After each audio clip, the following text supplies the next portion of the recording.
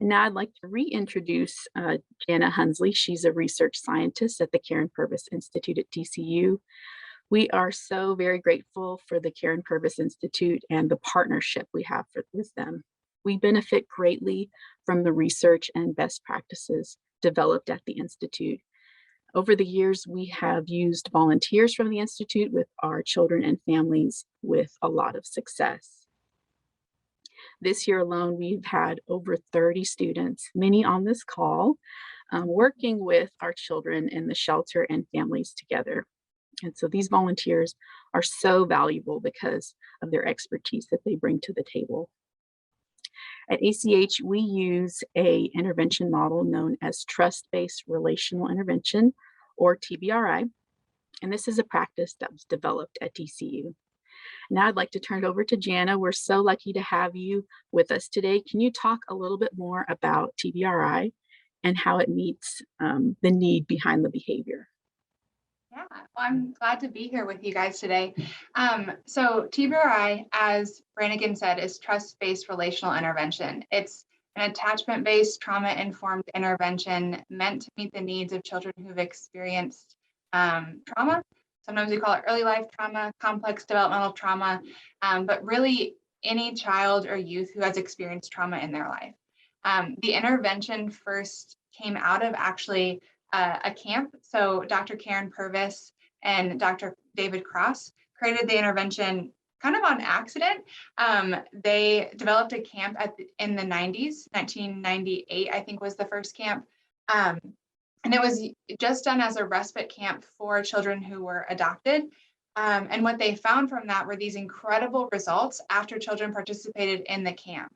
And so over the years, as they continued to develop and kept running these camps for children who had been adopted, they kept finding all of these incredible outcomes after the children attended. And so from that sprang TBRI, Trust-Based Relational Intervention, which is really just a way of giving care to children who've experienced trauma that will help them heal from the trauma they've experienced.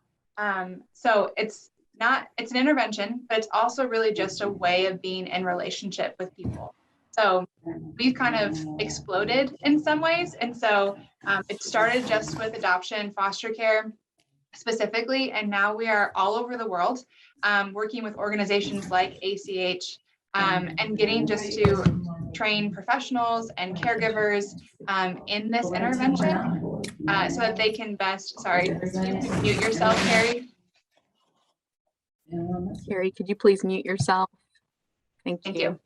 So that they can best meet the needs of the children that are in their care. So we've gotten to do so much work. Right now, I actually, just from before this call, I left another training early that we were doing for professionals all over Eastern Europe.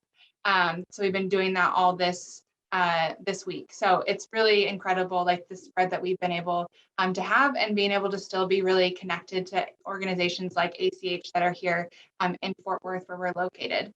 So, and Brannigan also said that a big part of TBRI is meeting the need behind the behavior. And what that means is really, this is not as much of a thing anymore, but I know even when I first became a professional, we still had this idea of like, this is a bad kid, or they have bad behavior, and this needs to be, the behavior needs to be addressed, or this kid's just a problem child. But what we've learned through TBRI and advancements in neuroscience and attachment and just in terms of what trauma is and how it affects our brains and bodies, we've learned that it's actually, this behavior is not just a bad behavior, there's actually something going on behind the behavior. And the behavior is actually just really a sign that there's something happening. And so what we learn when we use TBRI is to look for the need behind that behavior. What is the root of what's going on?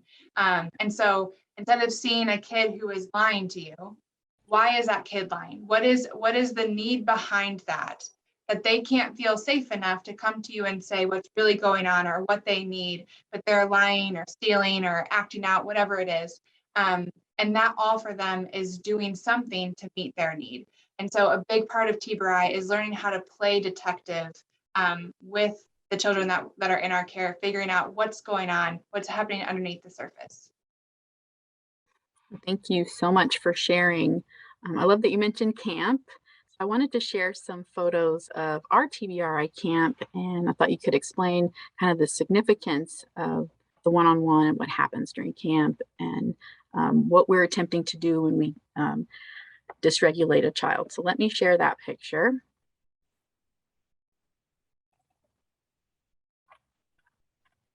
We are down here.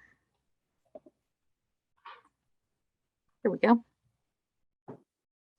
Yeah, so ACH, I think, is it every summer that you guys do camps now? Yeah, so they do camps and they use TBRI as part of that. And there are organizations also all over the world that use TBRI in camps they're running.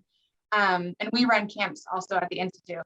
And so in that, it's really kind of an intensive environment for children to learn these skills. So some really important things, and again, this all came from Dr. Karen Purvis doing this initially just to meet the needs of children and finding out there is magic behind what was happening at camp. And so really digging into the research and the science as to why they were getting such positive outcomes. And so a few of the really important pieces of camp are, one is that every child has a buddy, and that is someone who is connected to them throughout the entire camp week or however long the camp is, who is their buddy. It's their person, and that person is only connected to them. And that is a safe adult, whether that's an undergrad student or a professional that works at the organization or a volunteer. That person is connected to that child for the week. And that relationship really allows them to practice these skills in a really safe environment.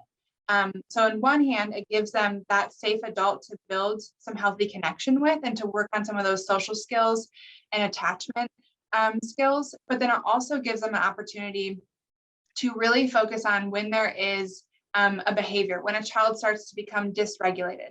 There's a safe adult that's right there that can help them practice those skills to become regulated. So we find at camp a lot of times, and I've been to ACH camp, so I see that they do this, they will practice dysregulating a child intentionally. So doing something to kind of make them get really animated, really excited, or just to have like some type of a more like emotionally intense moment, so that then they can practice regulating. And so that child or that youth that's at that camp can then practice these skills in a safe environment and begin to form those habits so that when they leave camp, they have these skills that they can use in everyday life. Makes a lot of sense. Thank you so much for sharing about camp. Jana, I know much of your research has been in the study of foster families and the impact of fostering on the biological children of these families. So can you tell us how you became interested in this field, and what can a family who is considering fostering do to prepare their children for the idea of fostering? So I first became interested in this work when my own family adopted children when I was a teenager. So I had siblings who were in foster care when I was really young, like 3 and 4 years old. But my family adopted multiple children in my late teen years. And that changed my whole world. My siblings, my eyes were open to trauma and how that affects someone. My whole world changed when my siblings came into our family. And we all just did what we had to do to survive and meet the needs of my new siblings and to help them just cope and get through each and every day. And so from that, and we did so much trying to find professionals who could help my siblings, trying to find therapists, psychiatrists, doctors, people who could understand the needs of my siblings who had experienced really severe trauma in their first years of life. And as I went through that with my family, trying to find them the care that they needed, I decided that I wanted to go and become a therapist to work with families who had adopted like my own to help meet the needs of children, just like my own siblings, because I understood as I walked through it with my siblings what these needs were, and understood trauma in a way that just really deeply understood that because I was living it every single day with them. So I became a therapist. I worked in a lot of different settings with kids who'd experienced trauma. My last job before I came to the Institute was as a post-adoption therapist. So I worked with families after they had adopted and when they were struggling. And I found during that time that my experience as a sibling to adoption was not unique to me. I always had thought it was really unique because I have 7 siblings who are adopted. There's a big age gap. they all came in with really severe trauma needs, and most of them older. So they were around 5 or 6 when they came home. And so I was like, this is why this was so hard for me. And when I became a therapist, I started meeting with families and finding that there were children in the family that were having the same experiences that I had as a teenager, who didn't have 7 siblings who were adopted, who didn't have a big age gap, who didn't have all these things that were unique to my story. And so I started to see these patterns and these themes and what was going on in these families, and no one was talking about it. So I moved to Texas. I started a PhD program here at the Institute, where I did a lot of research on TBRI, but also started a whole line of research specifically on siblings. So looking at the other children in the home, whether they are biological children in the family or they are also adopted, but then other children come into the home, and looking at what is their experience in the family. And then from there, I kind of went into what affects their experience in the family, and then really looking at the whole family system. So kind of changing the idea of, rather than just focusing so much on the child that's coming into your care, let's think about how this experience, this big major life transition for the family, is going to affect every single member of this family. And let's figure out, how do we best support that family through this process, rather than just thinking about this child. Because one of the things that I learned through doing this work was that unintentionally, we kind of put a lot of the shame and blame on that child that's coming into the family, because we focus all of our services on that child. How do we help them? How do we give them what they need? And so then what happens is these kids start to feel like they're the problem. They start to feel like they're the reason that my family is so stressed. I'm bad. I'm not good. And they start to believe all these things about themselves, when really it's so much about the way the family functions.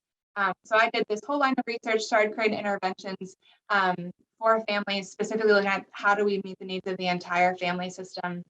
And it's been really incredible just to be able to start that conversation about, let's look at the whole family, and let's look at how every member is affected by this and how we can support each member individually, which led me to be able to answer your second question, which was just, what do families need when they're considering this? And I think the first thing I would say is, one, just an awareness of that this is going to affect everyone in the family. That this is not just about, I'm going to bring a child into my family, we're going to be a big happy family, we're going to be able to meet their needs, this is going to be great. But rather that, like, you're a family system, and every member of your family is affected by every other member of the family.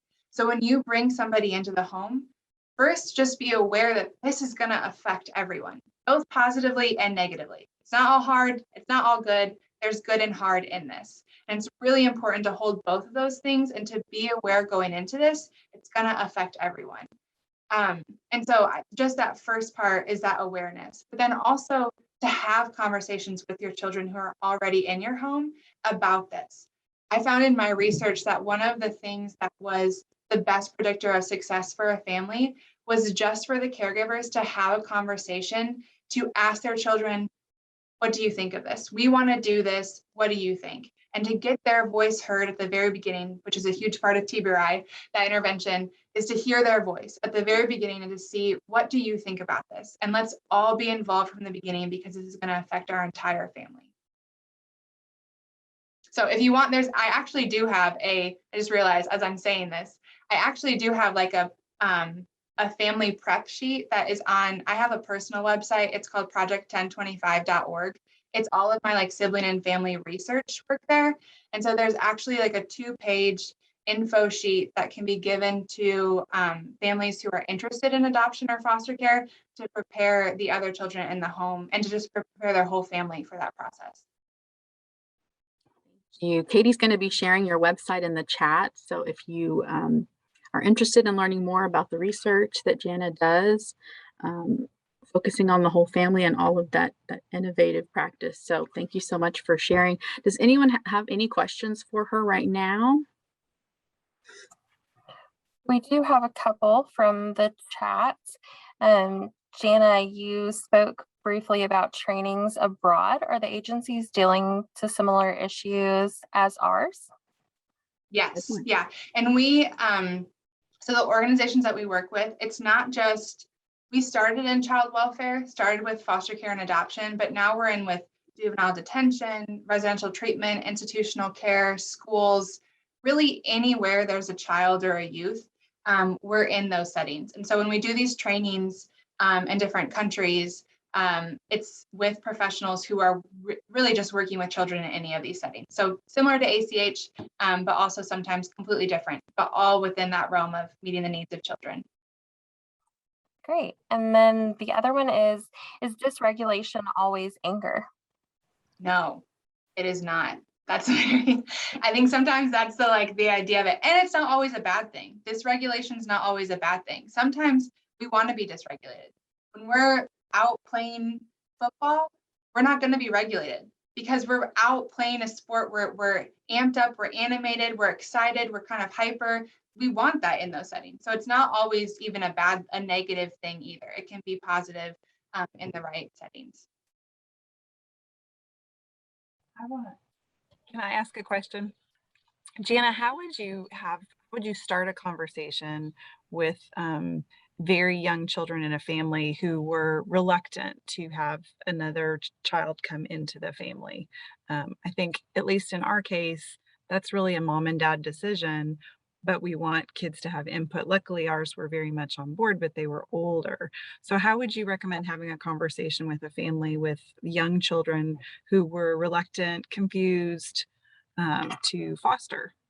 Mm-hmm. Yeah, I think definitely that conversation depends on the developmental age of the children, whether they can even be in a place to have that conversation, if they even understand enough to have that conversation. But it really just starts with understanding.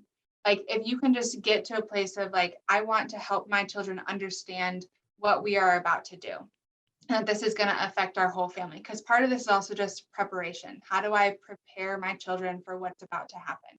And so part of that is just, I have this I'm thinking of, I do this visual at our camps that's on how the brain affects, or how trauma affects the brain.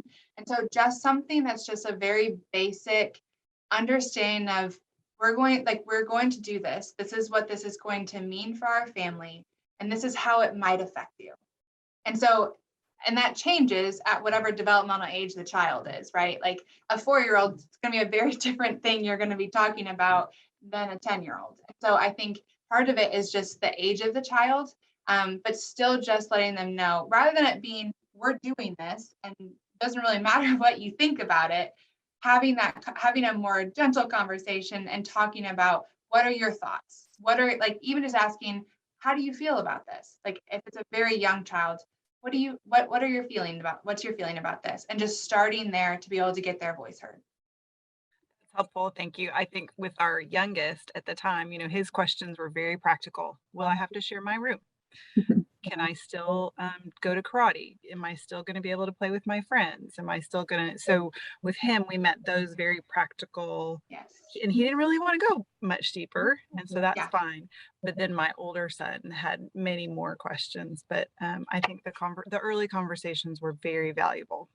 Yeah, definitely. Yeah. And some of that is just, I found that a lot of kids have so much fear around it because they don't understand what's actually going to happen. And so, yeah. Caroline, you gave a great example of just going through some of those really practical things that are going to change, or that I can tell you for sure these are not going to change. If we're going to do and everything. being honest, right? Yeah, because some things are going to change. And so I did say, yes, you are going to have to shift into another room, and this is going to affect you. So don't lie to them. They need to know. Exactly. Yeah. Thank you. Mm-hmm. So I have a question. So this is when someone asked about, is angry the only dysregulation? So how does this help a child that goes inwards or suppresses her emotions, or even just pretends to be happy like nothing's wrong? Well, that's the difference between externalizing and internalizing. Both are dysregulating. One of them, we just don't necessarily see the external dysregulation, but they're still very dysregulated inside. And so part of that is helping them to begin both things, whether they have their externalizing behaviors or the internalizing behaviors. With TBRI, both of those work to help them begin to voice and verbalize what's happening inside their brains, what's happening inside their bodies, so that their needs can get met. And so sometimes it can be actually a little bit harder when they do just go internal and they just keep it all inside, because we don't have those very clear signs of something's wrong. But both ways, you continue to build those skills of what do you need, what's happening, and getting them to feel safe enough to be able to share with that safe adult that's in their life whatever's happening inside of them, what they're feeling, what they're struggling with, and to be able to voice that to them. Okay, so if I understand, so that's what you're going to be asking those questions, what is it that you need right now? I mean, because there's no of the behavior like the kicking and the screaming, and it's going to be just building that rapport with them. Yeah. Okay. And sometimes it's even like seeing that they are kind of they're kind of withdrawing. You can kind of see that sometimes. Oh, yeah. And so sometimes it's just going alongside and be like, hey, what's going on? Like, I see that you're not doing okay right now. What's going on? And so sometimes just that, like, just like kind of being that safe person, just coming alongside them gently and just asking some of those open-ended questions to see what's happening. Thank you.